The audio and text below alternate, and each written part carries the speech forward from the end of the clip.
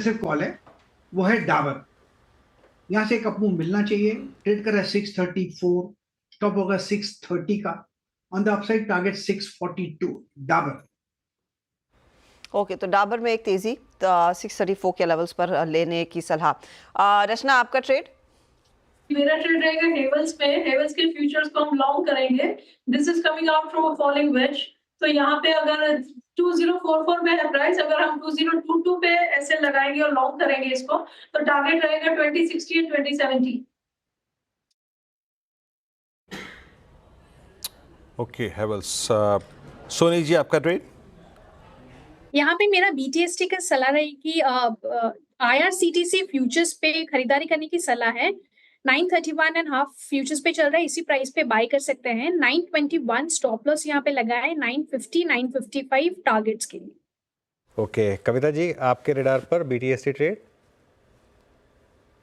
Bajaj Finserv B2 में अच्छे move हैं और अच्छा लॉन्ग बिल्टअप होता हुआ दिखा है। 2070 के प्राइस टारगेट के लिए बजाज फिनसर्व लेकर जाया जा सकता है। 2000 का स्टॉप लॉस मेंटेन करना चाहिए। बजाज फिनसर्व 1.5% ऊपर है। राजेश जी, बताइए आपका ट्रेड आज? हर्षदर जी, आज एक्चुअली प्रॉब्लम ऑफ प्लेंटी हो रहा है यहाँ पे, क्या लेके जाऊं मैं वही सोच रहा था। पॉलीकैब अच्छा लग रहा है, लेना रिलायंस अच्छा लग रहा है, तो रिलायंस के साथ ही जाएंगे। मुझे लगता है बहुत ही क्लीन ब्रेकआउट मिला है, हालांकि थोड़ा सा रिपीटेटिव हो रहा है, लेकिन इसका जो स्टॉप लॉस होगा वो रहेगा 3050 का। और मुझे लगता है BTST का इसका टारगेट होना चाहिए करीबन 3120 3150। रिलायंस 3050 पे आपकी पिक। मानस, आप क्या करेंगे मंडे मॉर्निंग के लिए कैरी? देखिए, मंडे मॉर्निंग के लिए सिप्ला के फ्यूचर में खरीदारी करने की राय रहेगी। काफी दिनों से हम कंसोलिडेशन देख रहे हैं, लेकिन आज के पैटर्न को देख के लग रहा है कि बिल्कुल आपको शायद मंडे को यह एक फ्रेश ब्रेकआउट देखने को मिल सकता है। तो सिप्ला के फ्यूचर में खरीदारी करेंगे। 1688 के प्राइस चल रहे हैं। करंट लेवल्स पे 1664 के स्टॉप लॉस खरीदारी करनी है और 1740 के टारगेट सेट करने हैं सिप्ला के फ्यूचर पे। ओके, सिप्ला फ्यूचर स्टेट्स पूरे हो गए यहाँ पे। अब एक काम करते हैं, जरा ब्रेथ देखते हैं। आई मीन सेशन की, मतलब सीरीज़ के फर्स्ट सेशन के जो स्टैट्स हैं वो क्या कह रहे हैं। देखिए, ये शायद क्लोजिंग को थोड़ा सा एडजस्ट करने में और सिक्योर करने में डाउन साइड रिलायंस ने अपनी अहम भूमिका निभाई है। अदरवाइज HDFC का पेन बहुत था, बट स्टिल अगर आप ब्रेथ देखें डेरिवेटिव्स, आई थिंक बहुत अच्छी है। 101 लॉन्ग और शॉर्ट कवरिंग 28 में, शॉर्ट 45 में ओपन हुआ है और करीब करीब 6 में लॉन्ग अनवाइंडिंग।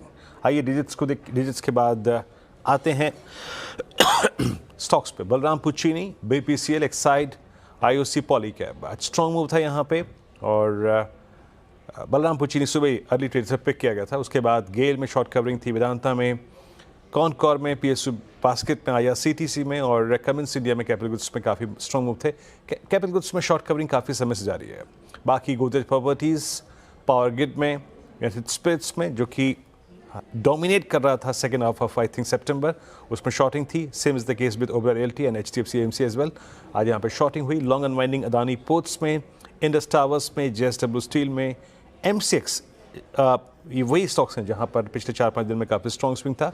बाकी एलकेम में भी आज, लेकिन प्राइस डैमेज बहुत सीवियर नहीं था। अगर आप लॉन्ग अनवाइंडिंग वाले कैंडिडेट्स को भी देखें तो हार्डली आई थिंक 1%, आधा परसेंट, 1/4%, और ये जो गिरावट थी वो ना के बराबर थी। आज के सबसे स्ट्रॉन्ग कैंडिडेट्स में एक दो स्टॉक्स और जिक्र कर देता हूं जो कि आज के सेशन में वाकई काफ़ी एक अच्छी क्लोजिंग दे रहे हैं। पॉलीकैब, उसके बाद जरा लेके आइए नौकरी यानी इन्फो एज 8220 पे करियर हाई पे ट्रेड करता हुआ।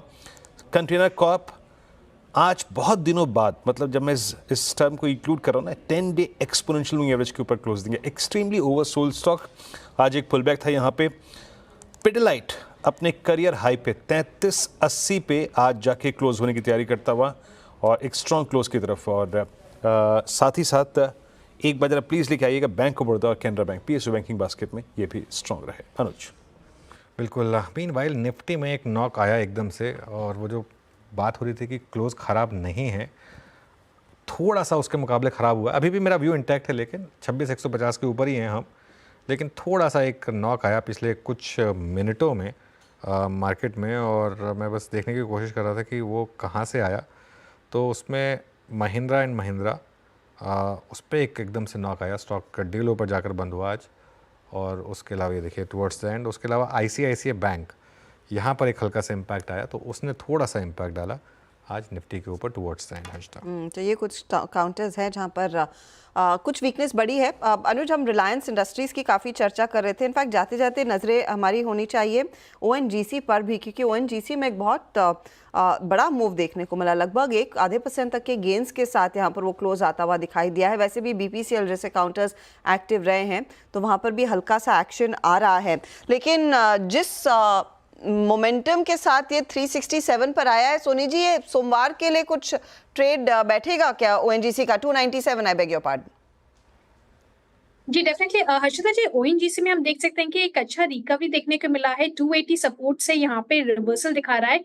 कहीं ना कहीं अगर मंडे को 302 303 लेवल को क्रॉस कर पाता है तो उसके ऊपर मुझे लगता है 315 322 लेवल्स को टेस्ट कर सकता है। इमीडिएट सपोर्ट हिसाब से 90 पे स्टॉप लॉस प्लेस करके इसको एक होल्ड करना चाहिए। मंडे रेजिस्टेंस को क्रॉस कर सकते हैं, उसके ऊपर अपसाइड इंटैक्ट रहेगा। तो ONGC में मंडे के लिए भी अपसाइड इंटैक्ट 298 आज डे हाई था, डे हाई के आसपास ही क्लोज देखने को मिलेगा। सुबह सवेरे हमने बात की थी प्रताप स्नैक्स की, वो स्टॉक आपकी स्क्रीन पर लेकर आएंगे। यहाँ पर एक बहुत दिलचस्प डेवलपमेंट हुई है, पी इन्वेस्टर्स एग्जिट कर रहे हैं, लेकिन यहाँ पर ऑथम इन्वेस्टमेंट और साथ ही साथ मधु केला या फिर माही मधु केला ने स्टॉक खरीदने की बात की है। एक ओपन ऑफर भी ट्रिगर होगा, वो पूरा अपडेट आपकी स्क्रीन पर एक बार फिर लेकर आते हैं।